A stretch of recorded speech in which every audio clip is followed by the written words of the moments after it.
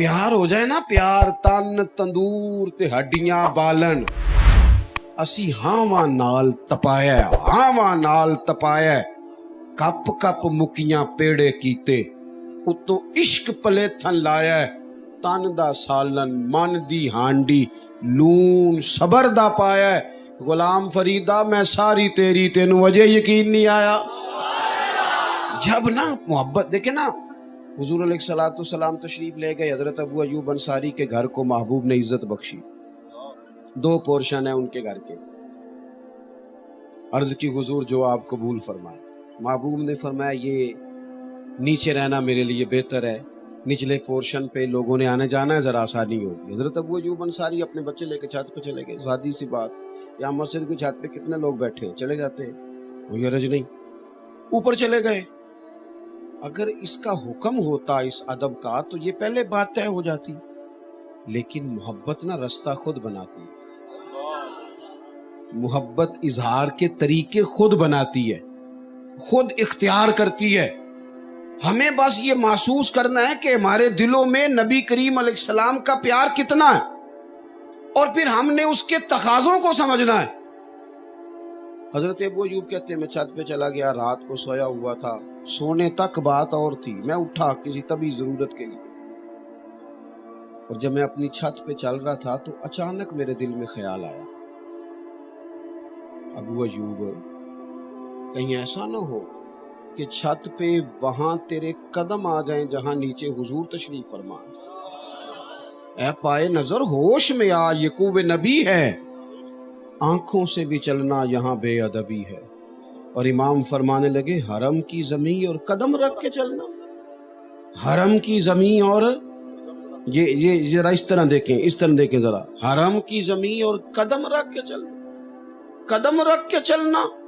अरे सर का मौका है हो जाने वाला, अरे सर का मौका है, मदीने के खित्ते खुदा तुझको रखे, गरीबों फकीरों के ठहराने वाले।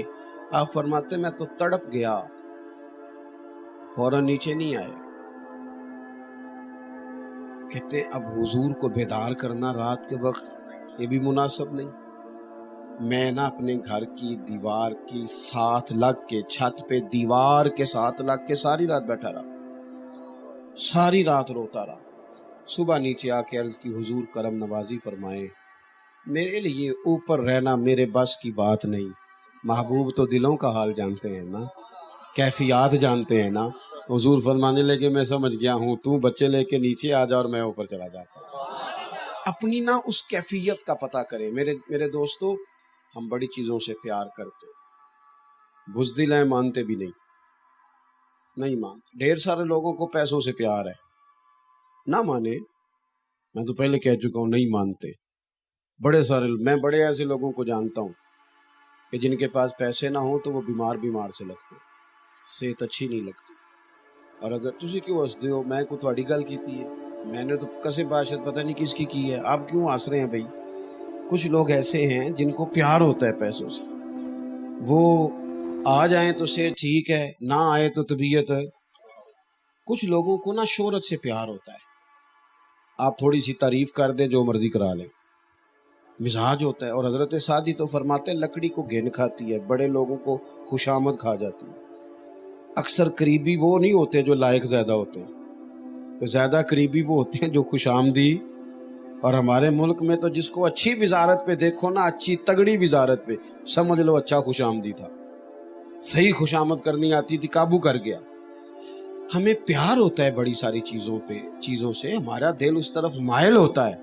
बस ना हमें हुक्म दिया गया है कि इन सारी मोहब्बतों को पीछे करके ना मेरे महबूब से मोहब्बत करो। तुम नबी करीम से जब मोहब्बत करोगे ना तो बड़ी सारी चीज जान छूट जाएगी। आला हज़रत कहते हैं ए इश्क तेरे सदके जलने से छुटे सस्ते, जो आग बुझा देगी वो आग लगाई है, सारी आग बुझ जाएगी।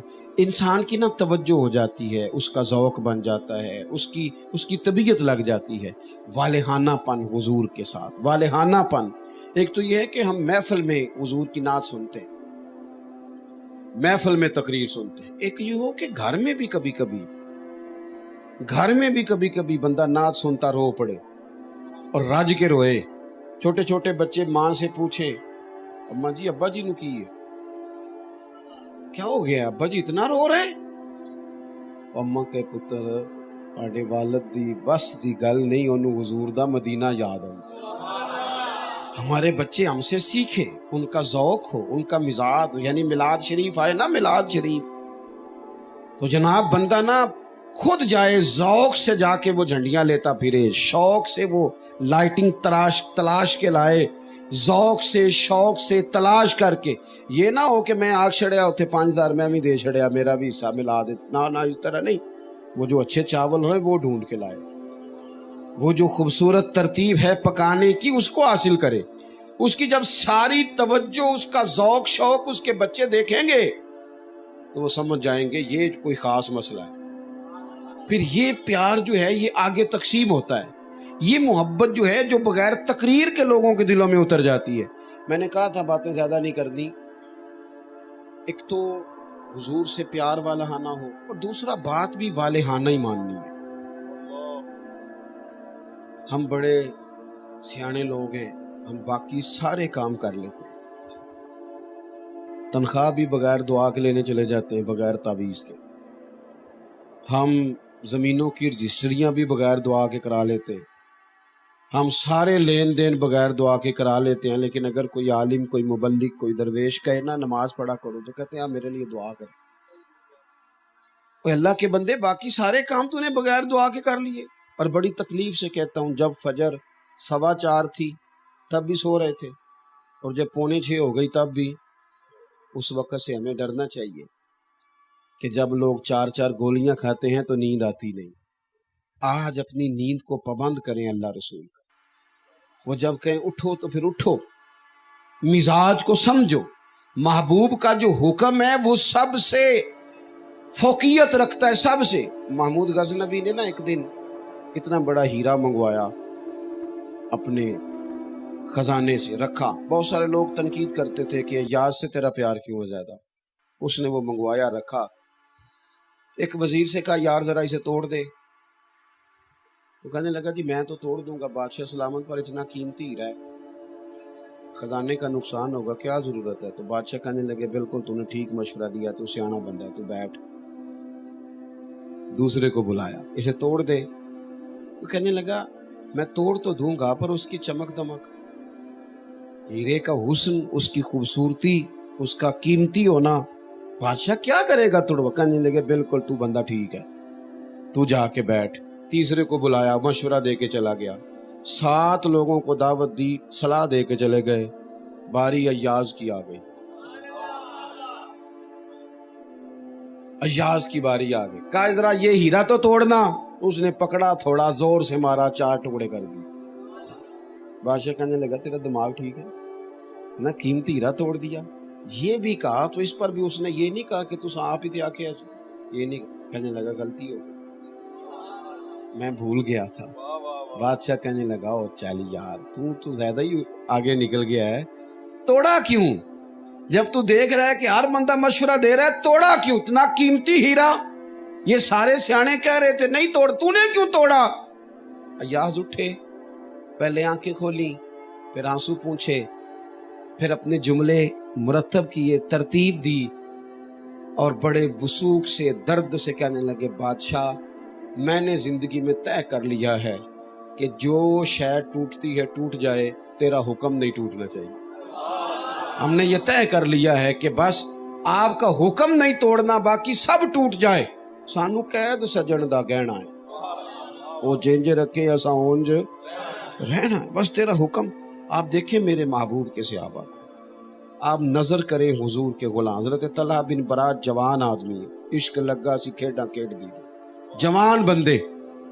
نبی پاک علیہ الصلوۃ والسلام کی بارگاہ میں حاضر رہتے تھے. ایک دن محبوب کا دل کیا لوگوں کو پتہ چلے یہ پیار کتنا کرتا ہے. حضور نے فرمایا بڑی محبت کرتے ہو. عرض کی حضور آپ کریم ہیں. پتہ ہے حضور نے کیا فرمایا؟ بہانے نہ کریں. ہر نعت خواں, ہر خطیب, ہر مبلغ, ہر وائز کہتا ہے نا سب سے خوبصورت چہرہ نبی پاک کا, تو وہ تو داڑھی والا ہے, تو داڑھی شریف والا ہے. جب اتنا سنتے ہو تو پھر سمجھتے کیوں نہیں؟ غور کرنے کا مقام ہے نا بھائی. سب سے سنا ہے نا کہ حضور نے فرمایا نماز میری آنکھوں کی ٹھنڈک ہے. کیوں نہیں غور کرتے ہیں؟ طے کر لو، فیصلہ کرو. کچھ بھی نہیں ہونے لگا، کچھ بھی نہیں. بڑے بڑے دنیا دار آئے، دنیا جیتنے نہیں دیتی. آپ 99 دفعہ کسی کے کام آئیں، ایک دفعہ انکار کریں، وہ کہے گا تو نے تو کبھی پوچھا ہی نہیں. کن کے پیچھے کیا وضاحتیں دے رہے ہو؟ کس کو کلیئر کر رہے ہو؟ چھوڑ دو، فقط اپنے اللہ رسول کی بارگاہ میں آ جاؤ. چھوڑ دو. تھک گئے ہم لوگ، بے حال ہو گئے. لیکن کہاں کوئی جیتا ہے؟ کریکٹر بدلے، حال وہی رہا. کل دادا بیچارہ بھی وہی کر رہا تھا، پھر بیٹا بھی وہی کر رہا ہے، آج پوتا بھی وہی کر رہا ہے. اس لیے نکلے، اپنے آپ کو سمیٹے. زندگی میں اتنا الجھاؤ پیدا کر لیا ہم نے کہ وہ اب تو لوگ جسمانی طور پر نہیں تھکے ہوئے، اب تو لوگ ذہنی طور پر تھکے ہوئے. الجھی باتیں، الجھے خیالات. میرے اعلیٰ حضرت فرماتے ہیں ٹھوکریں کھاتے پھرو گے ان کے در پہ آ پڑو. ٹھوکریں کھاتے پھرو گے، ٹھوکریں کھاتے پھرو گے ان کے در پہ آ پڑو. قافلہ تو اے رضا اول گیا آخر گیا، یہاں آ جاؤ. بس میری بات مکمل ہو گئی. نبی کریم علیہ السلام نے فرمایا طلحہ پیار کرتے ہو نا؟ حضور بڑا. فرمایا جاؤ اپنے باپ کی گردن کاٹ کے لاؤ. انہوں نے نہیں آکھیا حضور پھر میں جاؤں، میں پھر چلا جے. حضور پھر واقعہ ہی فرمایا گردن کاٹ کے لاؤ. 1 منٹ نہیں لگایا، دوڑ پڑے اور سر پٹ دوڑے. محبوب نے فرمایا جاؤ پکڑ کے لاؤ.